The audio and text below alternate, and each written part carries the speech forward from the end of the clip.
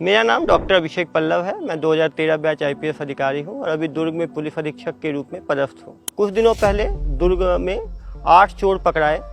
उनके द्वारा 3 लाख रुपए की सोने चांदी की चोरी की गई थी। जब प्रेस कॉन्फ्रेंस में उनसे पूछताछ की गई तो एक चोर द्वारा यह बताया गया कि 2.5 लाख में से 10,000 रुपये चोरी का उसे मिला, जिसे उसने जो रात में जो डेस्टिट्यूट्स होते हैं, जो सड़क पर घूमते रहते हैं, उनको कंबल खरीदने में और खाने पीने के सामान खरीदने में उसने इस्तेमाल किया। मिला कितना तुमको चोरी का माल? मिले तो 10,000। 10,000 क्या किया? 10,000 का गरीब लोगों को बांट दिया। गरीब लोग का बांट दिए? कहाँ पे? कहा है कुत्ता जिसको ठंड वंड लगता है, खाली लोगों से पड़े रहते हैं, कम्बल जो भी कम्बल सब बांटे, ऐसा सब चीज उसी में। ऐसा क्या? ये वीडियो काफी वायरल हुआ।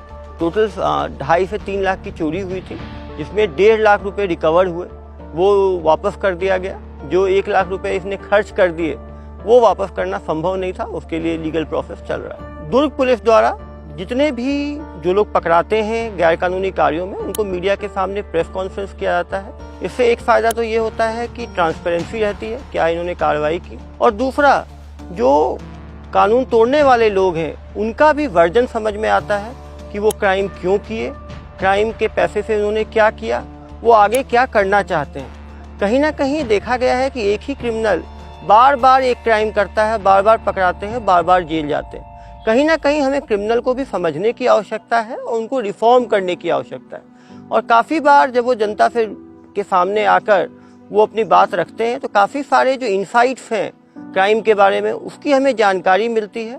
और कहीं ना कहीं समाज को भी समझना है कि जो क्रिमिनल्स हैं वो भी समाज का ही एक पार्ट है।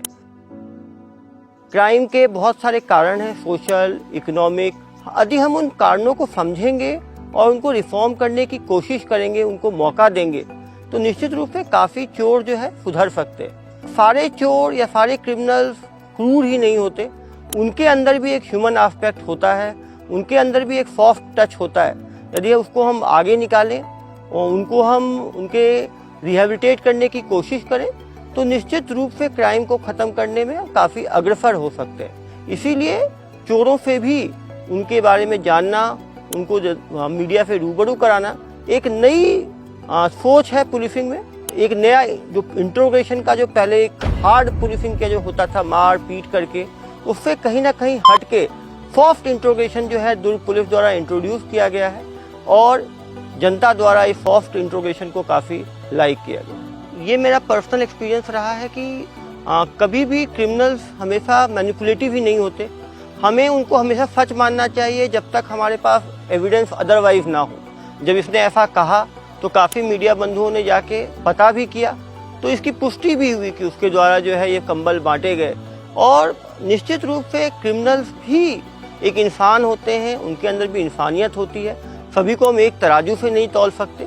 काफ़ी लोग काफ़ी कारणों से क्राइम में जाते हैं, तो निश्चित रूप से भरोसा होना चाहिए। और मैं तो हमेशा जनता पे हमेशा भरोसा करता हूं जब तक मेरे पास कोई दूसरा एविडेंस ना आ जाए, और जनता भी इस पे भरोसा करती है। यही कारण है कि करोड़ों लोगों ने इसको इंस्टाग्राम पे और यूट्यूब पे देखा और निश्चित रूप से जिस मासूमियत के साथ उसने बताया वो खुद ही उसके अंदर से जो सच निकल रही थी ऐसा प्रतीत हो रहा था। काफ़ी सारे मेरे स्कूल के फ्रेंड्स, कॉलेज के फ्रेंड्स, रिलेटिव्स, सबसे जो यहाँ जो फ्रेंड्स हैं उनसे ये व्हाट्सएप के माध्यम से ये वीडियो आया। काफ़ी लोगों ने कॉन्ग्रेचुलेट किया कि दोनों पक्ष से। कुछ लोगों ने ये भी कहा कि यदि हम चोर को मीडिया में इस तरह से दिखाएंगे तो पुलिस का डर जो है वो क्रिमिनल्स में कम होगा।